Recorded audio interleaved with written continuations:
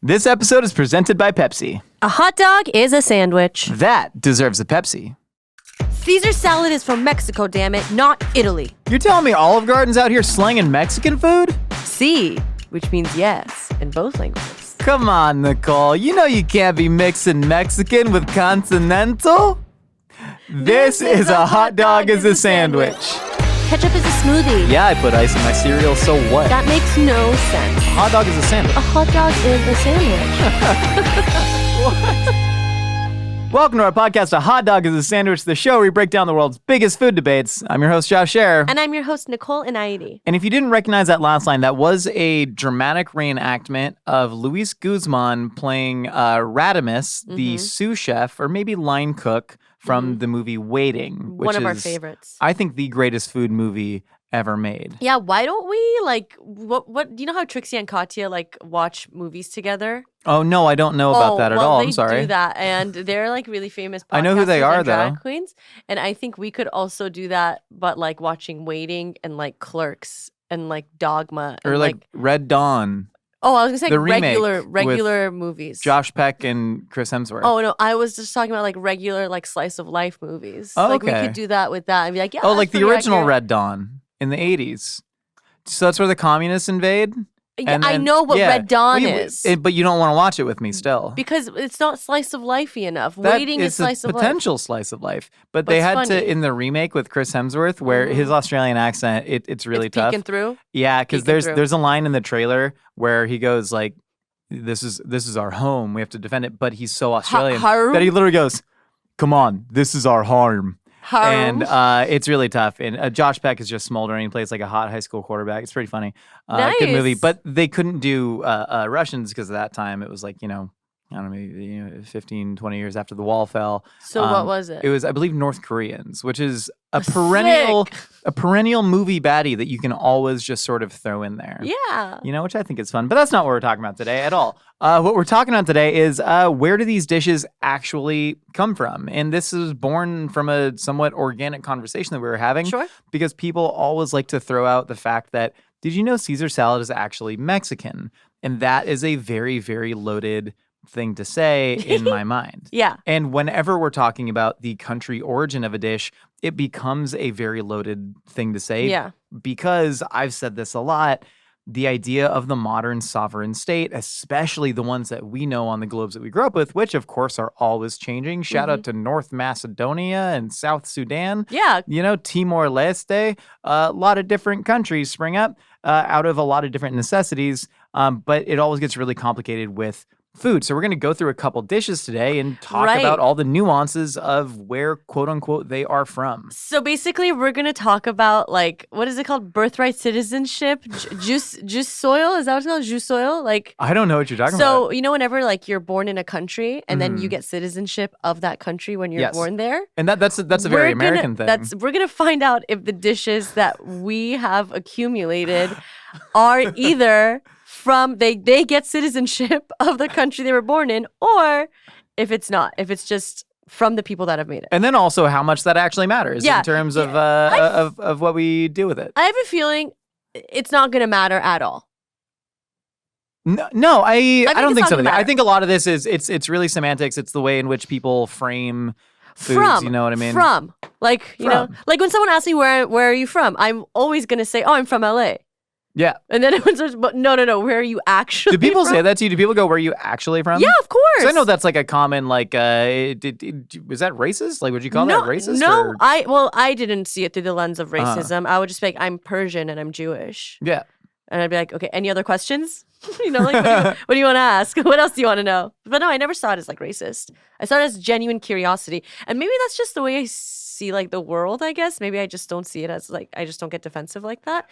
I don't know. I've never seen it as where you act the word actually doesn't hurt my feelings, I guess. Yeah, I've never been where are you actually from because I say I'm from Orange County. People go, oh yeah, that makes sense. That makes sense. That makes sense. Look at that swoop in the hair. For sure. Caesar salad is a really good one to. It's the best one to start off with. Yeah, it's the best one because Caesar salad was invented in Tijuana, Mexico. TJ, baby. Always wanted to go. By the way, you've never been to Tijuana? I have never been to Tijuana. Oh my god! When my sister was like 23, she went to Tijuana, and my mom was like, "Don't go to Tijuana." And I'm like, I'm gonna go to Tijuana and have a great time. And she came back like unscathed. Dude. You go to Senor Frogs, man. You got a hamburguesa. No, I really screwed up. Papas Fritas. I really screwed up not going when I was younger, but I think I'm gonna go. Me and David are gonna go. You should go. Okay. So Tijuana, I grew up going to Tijuana because when I was living in like San Diego, if you know anything about geography, San Diego and Tijuana are they're effectively border each other. Are they 90 minutes of like driving? Not even 90. I mean, if you go to the south part of especially San Diego County, like my favorite restaurant in San Diego County, well, there's a couple, but Tuetano Taqueria. It's in a spot called San Isidro, which is San Diego County. It's you could throw a rock over the border to Mexico. It's literally the last town, and Tijuana is basically the first major city northwest in Mexico. So like the point is Tijuana is right across the border from America, and Caesar salad was indeed invented there by Cesare Cardini, aka Caesar Cardini, who had a restaurant there called Caesar's. Cardini, it sounds very Italian because he was very Italian. There's this big wave of Italian immigration to the U.S. in the mid to late 1800s after Italian unification, Ride of Garibaldi, all that stuff. And so they were Italian American bootleggers who were in California. So they were Italian American. Well, so no, they were Italian. But they had been living in San Diego for a long time, and San Diego still has a Little Italy that rules. There's a lot of fun old school Italian restaurants in San Diego, and so they open a restaurant there. They're slinging alcohol. Prohibition gets passed. They're like, yo, we can go. It's a 20-minute drive. Cars were pretty new at the time, but they were like, we can just go across the border to Tijuana. And so they open up their restaurant in Tijuana, which was an Italian restaurant called Caesar's. And then there's the whole myth of there were like Navy guys, because Camp Pendleton is a big Navy base that's right by the border. Right. And so the myth is there were some Navy guys that were eating there, and the chef had already left, and they wanted food, and he whipped together a salad with an anchovy dressing and romaine lettuce called Caesar salad. So Caesar salad was invented in Mexico by an Italian chef who had been living in America. Is this dish Italian? Is it American? Is it Mexican? Does it matter? Oh, well, let me think. Were there similar salad dishes like the Caesar in the Italian food canon? Oh, that's interesting. Like if you are to actually, go to the origin of how these things are made. So the Caesar dressing, right? Would you call it an emulsification?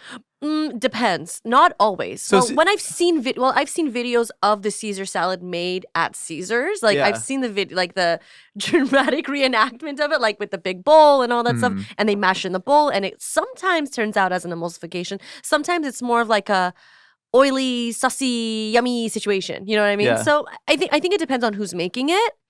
But it is egg yolks and olive oil and then cheese and olive. And what's the cheese on it? Parmesan. Parmigiano Reggiano. I'm sure, but they use any hard cheese they could find. Well, I'm sure they just use any hard cheese that was with there. cotija. But I've never. Oh, a cotija Caesar sounds good. But I'm trying to think if there's I'm sure those ingredients are clearly Italian in origin, right? Right? I'd say so, yeah. And the lettuce was what? Just like random I mean, romaine? Romaine lettuce. Roman. Does that have any link to it? I never thought about no that. idea. But I never thought about where romaine lettuce comes from. I mean, think about making. But like California a was growing the best lettuces in like the world at the time. Like California was and Mexico by Mexico, proxy, of course. Sure. And so like that seems like a pretty like native ingredient. But I'm sure they were eating lettuce native and ingredient. I love this. This is so much more. I think this is so much more insightful than I thought it was going to be. I was just like, obviously it's Italian, but I mean, the Caesar dressing, like it has at least, it sounds like very Western European roots in terms of like at least trying to emulsify oil into egg concept yolk. of And emulsification. do you put mustard in your Caesar dressing? Is I that in the put- classic Caesar? I don't think it's in the classic Caesar, but What do you put in your Caesar dressing? You must make it at home, I right? always make it at Yeah, I home. love What do? I take an egg yolk and then I always use a stick blender, by the way. I take egg yolks and anchovies and lemons and then I stream in my half olive oil, half regular oil. Ah, smart. I agree with that. Because I think the olive oil can be a little bit overpowering, so I Yeah. kind of want to mellow it out a little bit. And then I add like a small, like literally like half of a teaspoon of Dijon, just for good measure, salt and pepper. Fresh lemon? I said lemon. You said lemon? I think I said lemon. Run the tape. No, I'm just kidding. I'm pretty sure I said lemon, but yeah, there's always lemon.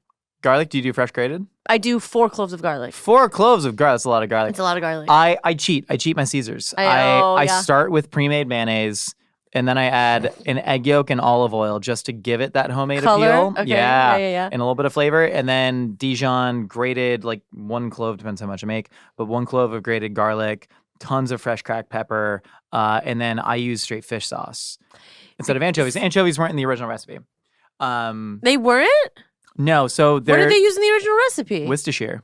No way. Worcestershire. And then Alex Cardini, Caesar's Well, brother, he used whole anchovies, and he claims that he actually invented it, and he called it the aviator salad because they were like Navy pilots. Mm-hmm. And then Caesar won out over Alex's aviator salad. So it could have been called aviator salad dressing. Well, Worcestershire, isn't that anchovy? Yeah, but there's like fermented anchovy in Worcestershire, and that's why I just use fish sauce. Because I don't want to deal with chopping up anchovies, whatever. Yeah. But anyways, it sounds like all of these things are somewhat Western European techniques. However, have you ever had enchiladas suizas? Yes, You know what that means, right? Swiss enchiladas. Swiss enchiladas. I think it's because of the cheese they use, right? They use Swiss Or cheese. it's just cream. It's cream. It's Oh, dairy. is it? Okay, and so the enchiladas suizas are in like a cream sauce, which dairy is not native to Mexico. Like same as flour that was brought over by Spaniards. There weren't cows in Mexico. I don't believe there were cows in Mexico. How do I they think make there were. cheese? They didn't make cheese for a long, long time until it Wow. was colonized in 1490s, By the right? Spanish. Mhm. And then 1500s. And so I don't believe there was cheese in Mexico before that. A lot of the native proteins were like cabrito, which is goat, and then like turkey. Mhm. Like turkey is Pavo. pavo. Turkey is straight up indigenous to like Mexico, Americas. and that's how it spread around the world. Yeah. And so like even if you look at dishes like enchiladas suizas or like pescado veracruzano, have you ever had that? Is it the half and half? No, pescado veracruzano. So Veracruz is, I believe, in like the east, like near the Gulf of Mexico. Right. But it has a bunch of olives in it. I'm looking at Mexico. It's like a fish with like Yeah. a sauce of like tomatoes and olives, which reads could be Italian, could be Spanish, could be Greek. But it is like very definitively Mexican because the Spaniards brought olives there. So like those dishes, despite having very European ingredients, those are like decidedly Mexican, right? Well, when we go to Mexican restaurants, do we see Caesar salad on the menu? Now we do because we're in LA. No. But this is a funny thing you see on menus. What? You'll see a Mexican Caesar salad, That's true. which will have With like cotija cheese. like red tortilla strips, cotija cheese, sometimes like a pico equivalent with some like tomatoes or some sort of like, a jalapeno on there. Frick. Maybe a couple kernels of corn. Frick. Which I think is really funny. And so where do we end up with Caesar salad? I'm going to say Caesar salad is an Italian dish, period, point blank. Italian. Do you consider like chicken parmesan to be an Italian dish? I think it's Italian American. I would consider Caesar salad to be like the Italian American dish alongside things like spaghetti and meatballs, chicken parm, Well, fettuccine Alfredo, and that's another one. Do you consider Mexico to be like American? Do I consider Mexico to be American? Yeah, I mean it's North America. It's North America. Oh, I see what you're saying. Yeah. So like the anything Americas. in it's like from like Tierra del Fuego to the Yukon Territory. Those are all just American. The Americas. foods. Yeah, The Americas. I think when we say American, we have to have a good faith reading that we're talking about United States of American. Okay, but you consider that a United States of America Italian dish? Yes. Caesar salad. Yes, I think they were vacation. They were in. They weren't Tijuana. vacationing. They were making money. They were vacationing, but I'm saying They were gonna, it was a they short were jaunt. gonna stay there because of It was a short prohibition. jaunt. But also, if like any Mexican person wants to claim Caesar salad as being Mexican, if you take tremendous pride in that, do it, man. Whatever. There's a lot of great Mexican dishes to really latch onto, though, other than Better Caesar salad. Caesar You know salad? what I mean? Yeah. There's a lot of enchilada de nopal, you know? Yeah, I think that our lovely Italian brothers that were hanging out in Tijuana just made a great salad. But I don't think that it's a Mexican dish. Just Yeah, because I it think was it's made in Mexico because it was hecho in Mexico doesn't mean that it is Mexican. Did you own one of those sweatshirts growing up? Yeah. You buy it at the Well, Venice? mine said made in Lake Tahoe. Nice. Yeah. Even when you look at what is a Mexican dish and what isn't, you look at something like enchiladas suizas, right? Which enchiladas like literally date back thousands of years, right? Totally. Like dipping tortillas, which are about 10,000 years old. Like we're talking Aztec, Toltec, Olmec empires in some sort of chile paste. Chiles were used a lot medicinally as well as in food, literally for stuff like pain management. But like that's thousands upon thousands of years old. And so that predates any like modern conception of what Mexico is. Yeah. You know, a lot of that is dating back to say like Oaxacan food. So then to even consider enchiladas suizas to be Mexican alongside dishes that are literally 10,000 years older than that, even there's a fun gap in there to be explored. Well, just because something's been around for 100 years now at this point, that doesn't like negate the fact that it's from the place, right? But I don't know. Well, I'm making the claim that it is an Italian American dish now. Yeah, it is. Does time have any factor in all of this? Because there's an a lot authenticity. Of different, correct. Yeah, I think what we're skirting around is the A word, which I think everybody in food kind of hates. Authentic. I hate the word authentic. I think it's a very tough line to go down. I don't know. I mean, the concept of authenticity in food is really tough, and I don't think we're going to solve it in this podcast, but we can definitely like dig through. Chicken Parmesan predates carbonara. And that's fine. That's the craziest thing. But how many people would say chicken parm is a quote unquote an inauthentic dish and carbonara is an authentic? Well, Italian I don't dish? think people dive that deep into food. I think we do because we Yeah. enjoy it and it's our jobs Yeah. and there's value in it. But I don't think people are like, hey, let's go get Italian food. Like they're gonna be like, I want to eat authentic Italian food from Sicily, from Rome. Like From Sabara. I don't think people like hear that much. I want the stromboli with the gut with the coppa. Yeah, give me that. You can't like constantly be like that particular about how you want to eat food. In my opinion, you kind of just need to just go with it. Yeah, I think it's fun to BS about though. You know. Yeah, but for Like- me, I think Caesar salad's Italian American. Period. I think it's about once every 2 weeks I will make a slightly healthier version. I do it in the oven because I don't need the oil. What, chicken parm? Yeah, I'll do like a chicken parm and then a Caesar salad on the side, and that's like the greatest combination. Where does like popularity in terms of who does it best come into play with this? That's so great. There's this question of croissants. Croissants. So what is the name of all like laminated pastry? Oh. Even like in French. Is it Viennoiserie? Viennoiserie. Viennoiserie. Viennoiserie means like From stuff from Vienna, Austria. And so when you're talking about like croissants, go ahead. Austria? Was Austria hungry? Would have been Austria-Hungary at the time, yeah. Okay, cool. I believe. The Habsburgs? What were they doing? Ask Keith. Dude, Ask Keith Habsburger. He probably knows. fair point. I kind of smoke. I got a 5 in the AP European History test. I not was to brag, not dude. an AP. I was not an A push. Yeah, I was not an A freaking- push. Bang, who was Catherine de Medici? She was Bang. the bloody lady? Bang, what is the Killed dual Ludwig? papacy of Avignon? Oh, I don't Boom. know. Sorry. Who are the Bourbons? I don't know any of this. I don't know any of this. I really don't. But no, so like croissants, right, we would say are French. 100%. They And- are French. 100%. But if you like go through the actual history, and there's a lot of weird myths about this, like people smuggling them through tunnels during like a Prussian war. That's a whole Who thing. had time to smuggle? Well, it was probably because they got it from the smuggling of matzah. And then you know what I there's mean? some, probably. It's cool whenever everyone you takes smuggle a the piece of myth. bread. Smuggle you know? bread. Smuggle people bread, like people like that. And then there's this thing about the crescent shape was like a dig at the Ottoman Empire. Oh, You heard that myth? Yes. You know, there's a lot of this stuff. It's all probably not true, but like a lot of those origins go back to Vienna.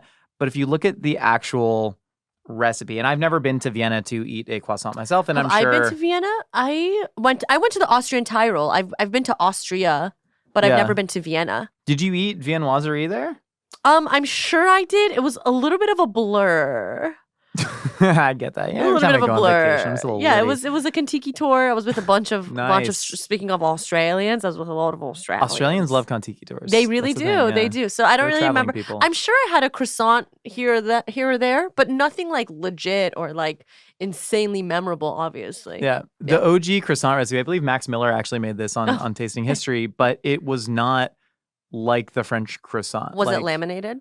It was technically laminated, But a poor man's lamination. It's a poor man's lamination. It's like a crescent. It's more like a crescent, Crescent roll. roll? You read a crescent roll and you're like, oh, that's 18% of the way to a croissant. Oh my god, it's still a crescent delight. rolls are the bomb diggity. It's great, but like a proper French croissant, right? Like when you bite into it and the flakes go just everywhere. explode and there's that perfect crispiness yielding to chew, like the OG Austrian croissant was then perfected by the French, and now the French are like, yo, this is ours. This is our stuff, bro. Yeah. And a lot of that did happen because of cultural transference And from war people and marrying stuff. each other in war and all that. Yeah. But like croissants, like French or Austrian? French. French, right? I think they just did it so good. That they can claim it. They can claim it. Yeah, and I think they're close enough to each other where it's like, Yeah. you can give them the W, give them the Yeah. dub, give them the dub. You know what I think's weird about the Olympics? No, what is it? So like everyone's like US won all these medals and all that, and like, suck at France, you only won that many. It's a much closer comparison to compare US medals to like all of Europe medals. Because they're much closer in size than the US to any like European all country. of Europe is equal to all of the United States. Yeah, in terms of and like shape we and have size 50 and- different countries inside of our country. Yeah, we you do. know what I yeah, mean? but Like they kind of got 50 countries inside their big country. continent. I don't acknowledge continents as existing. Okay, what's wrong with you? Why is What do Europe you- and Asia two different one? Even They if you should count be Eurasia. They should be called Eurasia. No, they should be nothing. Pangea lovers, stand up. Continents don't need to exist. Why? Why do they exist? When you say Asia, when people go like, but Asian food, there's over 60% of the world lives in Asia.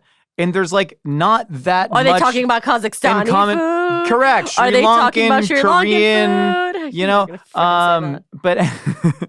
but anyways, that's what I think should happen in the Olympics. So good. The best croissant are you okay? Yeah. The best croissant I've ever had was at Aristocult Bakery in San Francisco. And I just need everybody to know that. If you're ever in San Francisco, go to Aristocult Bakery and just get their regular croissant and then also get their almond croissant because there's no food better than an almond croissant. From Almond Aristocult. croissant. I like it more than pain au Good, chocolat. man. I do too. I'm just not a chocolate guy. Also, the cold chocolate inside the I'm a croissant. I chocolate just don't get girl, it. but I don't care for chocolate in my Almond. pan. I don't care for croissants with chocolate. I have like a pistachio. I think pistachio is the best nut. And so I had like a Ever? pistachio. I think it's the best nut ever. Ever. Is that a new podcast? What's the best nut? We get this nut. Yeah, let's get this nut. No, I think pistachio is the best. I had a pistachio croissant with I like like some rose pistachios, petals on too. it from like this Lebanese bakery, dude. Mhm. Tom Holland, What a Zendaya's delight. boyfriend. Zendaya's boyfriend, Spider-Man. I just know him as. He wasn't in Challengers, but I thought he could have been. I thought he. Well, yeah, Tom he's Holland. like rat hot. Tom Holland was in an Ma- interview where somebody mouse hot. asked him if like British food is better than American food, and Tom Holland just goes like, "Well, what's American food to you?" And the guy's just like, pizza," and Tom's like, "This Italian." The guy's like, "French fry." Well, no, I guess French fries aren't. He's like, "Yeah, it's actually Belgian, but also kind of French." hmm And the guy goes, "Hamburgers," and Tom just goes, "It's literally named after a city in Germany. There is no American food." Jiminy. Jim, I'm not doing a good Tom Holland impression, but Jiminy. I think this is a really good example of something that fully belongs to America. I think there has been enough epigenetic shift from the original Hamburg steak. They probably didn't say steak like I did, but there was like the Hamburg steak that it is named after, right, is so far divorced. The original recipes I think you're getting from, was it a Hannah Glass cookbook in the 1700s? Okay. For the original Hamburg steak, that was like you mix ground pork with wine and warm spices and then stuff it into a bung and then smoke it over a fire it's like a sausage. and press it out. It's It's a a sausage, sausage. right? And so that like then comes to America and they're using beef instead of pork because a lot of German migrants started raising beef in Texas. That's part of the origin story of Texas barbecue. And so in Texas, they start raising beef. So they start making the Hamburg steak with beef. And then they start adding less and less spices to it as people wanted more purity in their food with a good American product. And then I believe Delmonico's Steakhouse is the first one to serve a Hamburg steak on their menu, and then finally somebody puts it on a piece of toast. Mm-hmm. You know, Louis' Lunch is credited for it. I think there were some predecessors. But the point is, like, the original Hamburg steak in Germany, which was already a very small, unimportant dish, Right. came to America and was perfected and codified in a way that is then spread out through the entire world, Agreed. making the hamburger uniquely American. So I think there has Fair. to be enough epigenetic shift and I agree. enough popularity. I agree with you 100%. And I think France did it with the croissant. I think we did it with the hamburger. Yeah. I agree with you 100%. No notes. That was No notes? fantastic. No notes, Josh. I will not be pushing back on anything you said regarding the hamburger. That's a pretty clear-cut case. There's one more. There's one more that I'm fascinated by. What? I'm fascinated by. Utterly fascinated. Chop suey. Not chop suey, a different Chinese dish. Oh my God. Let me think about it. Yakisoba. Is it Japanese? I don't know. Yeah, yaki's definitely a Japanese. Like yaki Okay, means grilled. What Orange else? chicken, man. Orange chicken. Orange chicken. Orange chicken's American. I think it's American Chinese.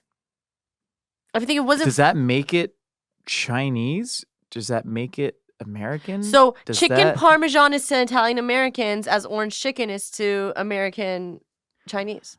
I think I would agree with that. I think orange chicken is probably more similar to, I don't know if I'm going to regret this. I'm going to say orange chicken is more similar to, it's, I believe, based in a Hunanese dish called citrus peel chicken.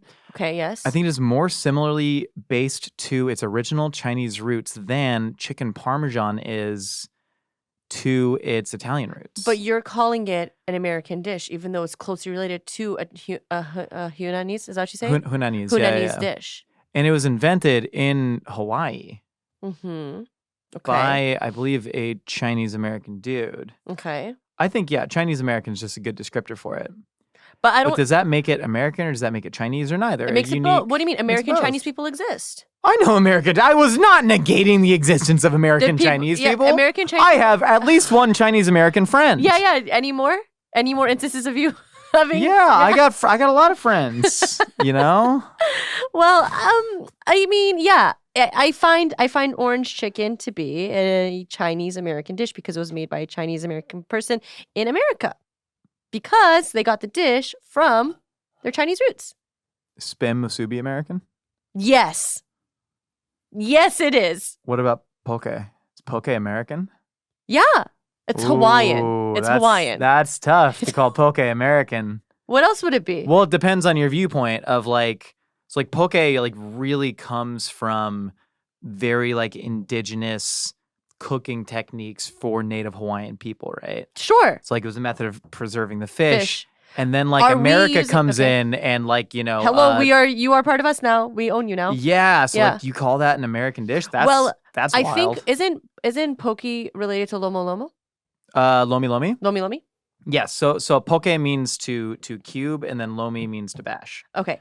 So poke, Or lomi means massage. but is the poke that we are eating now in 2024 the same poke that we were eating in and they were eating in 1951 was before we got it? Before we got we sort of like annexed it in like the 1800s with Okay. the Dole plantations. Oh, really? Yeah, super messed up history behind it. Brutal. Yeah, and they I know. Just allowed a fruit dictator. I did a from America project to on rule. Queen Lilokolani actually. Yeah. I know no a Yeah. push, but a little bit. So no, the poke we eat now that we would think of, right? You go to like a poke bowl shop and they're putting the sweet soy and the sriracha mayo on it, which is its own thing. Sure.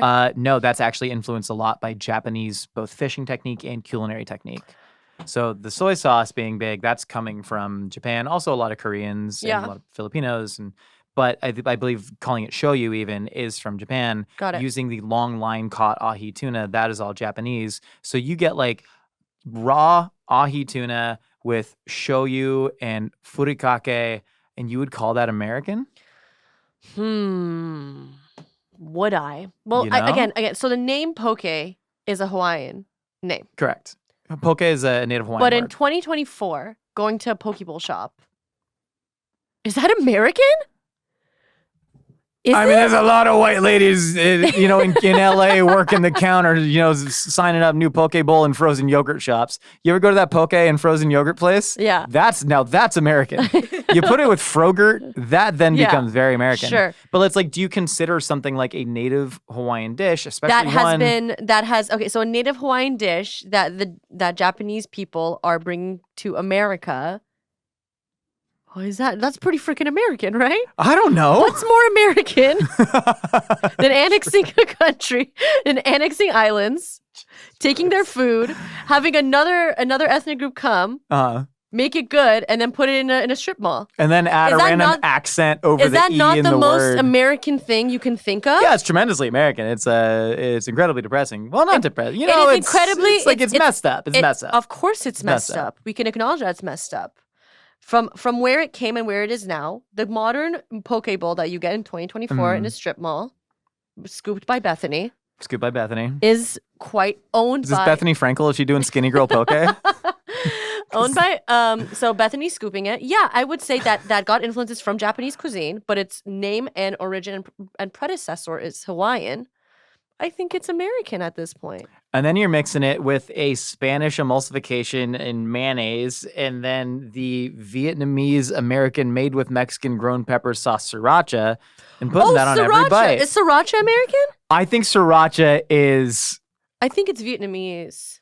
He's the founder is Vietnamese. Yeah. But he's using like Mexican red jalapeno peppers. So crazy. Named after a Thai island that the Thai island, they don't like sriracha. Oh, yeah. They don't like American sriracha. Yeah. They like sriracha panich, the Thai sriracha.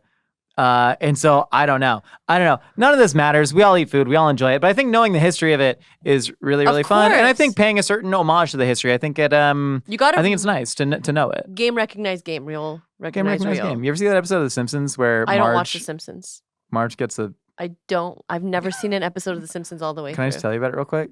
Marge buys a Middle Eastern food truck. Oh, no way. And they're eating the food, and she goes, what is it? Falafel. And the guy just goes, crispy balls. Oh, and what is tahini? Flavor sauce. And that has been burned in my mind. So we're all just out here trying to eat crispy balls and flavor sauce and knowing a little bit about where it came from. I am craving a big slice of pizza and an ice cold Pepsi for lunch today. Nicole, what if I told you have the power to make that happen? I do? Yeah, and you know how I know that? Because you're real smart. That's one of the reasons. The other reason is that I had the same dream that you had, except this was a couple days ago. We basically lived parallel lives, but I was craving an ice cold Pepsi and a big old slice of pizza, and I was at the airport, and I was coming back to LA, and so I really needed some food to get me through that last leg of the journey. And I was on the plane, and I opened my pizza, and the flight attendant came by, and I got the free chips, and I got an ice cold Pepsi Zero Sugar. And I will never forget this borderline spiritual experience of eating that spicy from the pepperoni, salty, chewy pizza, going to the crispy chips, and then resetting my palate with ice cold, refreshing Pepsi Zero Sugar, that perfect amount of acid to just cut through all that fat in your palate, and then back to the chewy pizza, crispy chip, refreshing Pepsi, chewy pizza, crispy chip, refreshing Pepsi, and it made the flight so much better. My lunch was absolutely saved. I love story time with you, Josh. It's my favorite. But moral of the story is Pepsi makes your food taste better. Everybody knows that. So grab a Pepsi Zero Sugar for your next meal, as food deserves Pepsi. All right, before we get into your opinions or like casseroles, we want to read your opinions about us. This is everybody's third favorite segment on the show, Review or Review, where we try and goad you into reviewing us on Apple Podcast Reviews because we think it might help in some way. Oh, this yeah. is a review from HT Sparrow. They gave us 5 stars and said, a hot dog is an epiphany. It's Beautiful. A long boy. Let me paint a picture for you. You're 22, driving home from your last marine biology field lab, the final credits you need to finally graduate community college. It was to see elephant seals in San Simeon, California. Pause. I've seen the elephant seals in San Simeon. You have? Mating season? Oh, yeah. Bro, brutal, disgusting. Sounds crazy. That's where I learned the birds and the bees. It's awful. Sounds crazy. Back in. You look down and see that you're dangerously low on gas, so you pull over into the small town on the route back home so you don't get stranded. After pumping, you decide to get dinner at a local Firestone Grill knockoff. This person's got Pause. Pause, go ahead. Never been to Firestone Grill. You never been? What is popular. it? It's in San Luis Obispo. They make tri-tip sandwiches and other barbecue adjacent things, Santa Maria style barbecue. But it's like a very Cal Poly San Luis Obispo haunt. And it's like it's good. It's not like the most mind-blowing food in the world, but they do like really good work. You know. What's the comparison to here? No comparison because they do like Santa Maria style tri-tip. You ever go to like Handy Market in Burbank? They do the weekend barbecues. No, Handy Market. You never been to Handy Market's weekend? Yeah, I've been. I don't hang out in Burbank on the weekends. I'm here Monday through Friday. Burbank ribs. I love I'm this on place. I'm on the west side. Yeah, well, Handy Market's a comparison. Continue. Your $9 grilled cheese, disgusting. Cell service, non-existent. The only piece of media downloaded on your device is Mythical Kitchen. You sit and eat your awful grilled cheese and listen to Mythical Kitchen as you look out on the Pacific Ocean. You leave that restaurant a new man. I've been listening to Mythical Kitchen / other GMM podcasts for a while, but truly listening to Josh and Nicole have strong opinions, argue with love and honesty, share genuine culinary joy has inspired me not only to cook more, but care more about the food I make and eat. Pause. That's kind of what we talked about with this podcast that we just did, you know? You just like care about the food you eat a little bit more. It sort of opens up the world to you in certain ways. And there's no like moralism to it. It's very interesting. It might spark a little bit more joy next time you're eating some orange chicken. On pause. Back in.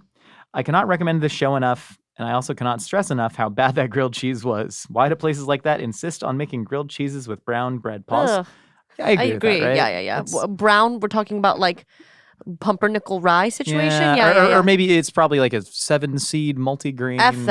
F that in the A. I think if you're doing like a fig jam kind of sweet, no, one, you're being silly. You're being silly. Then back in. If it's a panini, that's just Italian for multiple sandwiches.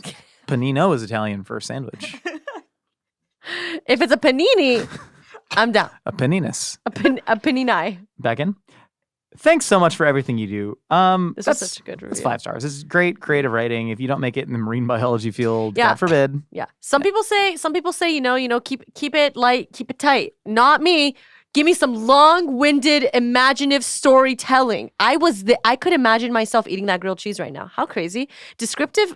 I was in a creative writing class in like 9th grade. Let me tell you, I had the time of my life. And this kind of inspired me to go get back into it, you know? Logos, pathos, ethos, athos, porthos, D'Artagnan, all of those, man. I'm naming my kids all of those. All of those. How many names was that? 8? That was great. Well, I'll tell you. Explain. You know what that means? It's time for... Opinions are like casseroles.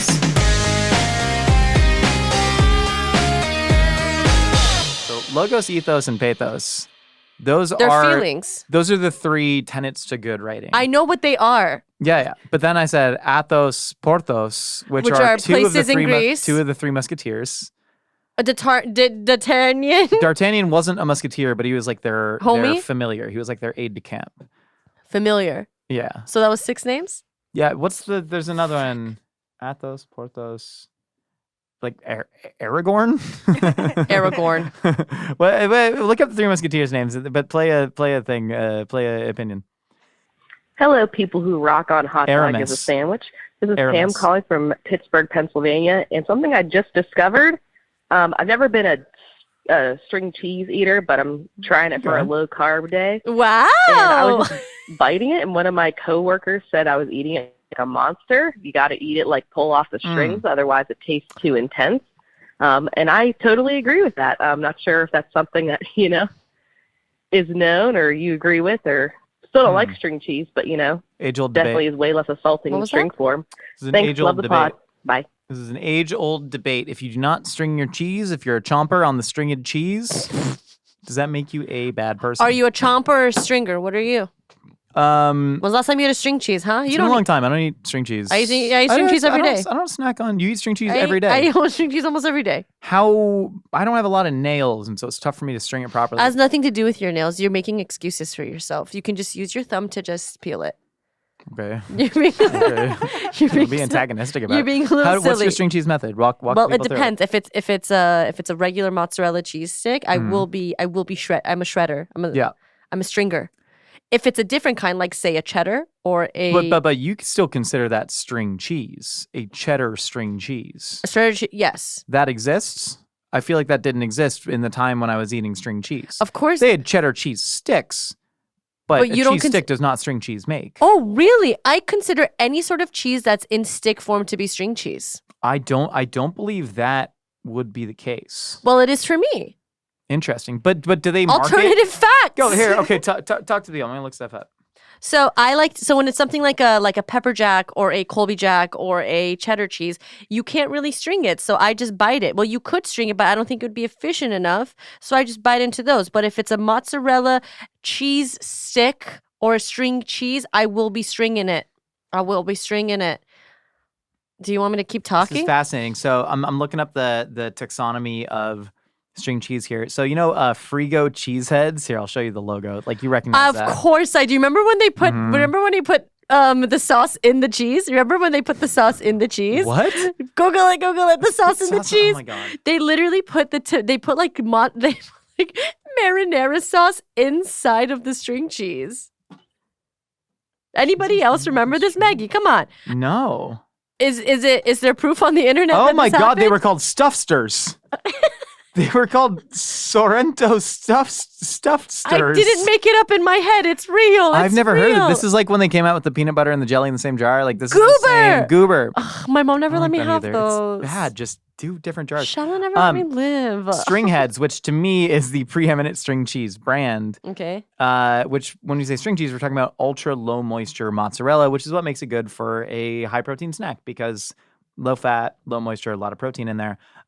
They sell a variety pack of like cheddar marbled Colby Jack I love and Colby Jack. mozzarella, but Okay. they call them strings, swirls, cheddar. So even the most dominant brand of string cheese does not consider a cheddar cheese steak to be string cheese because the stringiness is very unique to that type of cheese. You see it in ultra low moisture mozzarella. You see it in like Oaxaca, like queso Oaxaca. Queso Oaxaca, yeah, It's the sure. best string cheese. You ever see the braided one with the nigella seeds in there? I That's love that fun. string cheese. I think that's like Armenian or something. Oh yeah. That's also This is stringy. this. That's also very stringy. If you just want to chomp it, I was eating something the other day. I can't remember what it was, but I likened it to a guinea pig chewing on a wooden bar to file their teeth down. Was it a pear? Was it an unripe pear? I remember what it was. No, there was a new candy that Sporked put in the free thing that was called a mellow cream. And I was like, that sounds great, but it just tasted like hard candle wax. So it was like if you had the worst candy corn you've ever had. And I love candy corn. Was it shaped like a pumpkin? No, it was shaped like maple leaves, I think, or different leaves, but they were multicolored. The point is, It if tastes you're like somebody soap. that wants that hard texture and a nice salty bite that you can chew through, great. If you want somebody that wants to increase the surface area and like string it out and you like that texture, but I truly believe there's no right or wrong way to eat a string cheese. I think you can do whatever you want. It's a free country. I love mellow creams. What? I love mellow creams. The hard candle wax ones? I love them so Well, much. there's a whole bucket of them. Oh my God, over I'm there. so excited. I'm going to go eat afterwards. I'm excited for you, man. Yeah, boy. Next opinion, please. Hi, Josh. Hi, Nicole. Hi. My name is Devereaux. I'm from Indianapolis, Indiana. I just wanted to give you my opinion. My opinion is grilled cheese sandwiches are good with bacon and sweet Thai chili sauce. Yes. And my husband also likes to eat his buffalo or barbecue wings with cottage cheese. Oh, All right, thanks. okay. With cottage cheese? Yeah. Oh, that's Hey, fun. I like both of these opinions. These are both good. These are both good. These are both very good. Very good opinions. You know what this is? This is gonna be Some of the borderline. best, This some is of the gonna best, be some of the- borderline offensive. Stay some of with the me. best. Stay with me I feel like these are us in opinions. a little bit. I'm saying, what was that movie? It may or may not have had Billy Bob Thornton in it, but like a farmer. Sling Blade? No, not the Sling Blade. No, it was like Rocket Man, like a farmer like builds a rocket, I never saw and it's it. kind of this like I don't know. what great you're talking example of somebody with a will to do something and a lot of intelligence, but like didn't have the formal training to do it. I feel like that's what both of these are. You about. know? What do you mean? Like, these are both two very. I know. I said it's borderline offensive. I'm so sorry. Yeah, you're Here I calling am. them farmers making No, rockets? No. Because hear me out. The sweet chili sauce and bacon in a grilled cheese. Sounds good. Like I make my own like caramelized onion bacon, like caramelized onion chipotle bacon jam. Mm-hmm. That takes like an hour to make.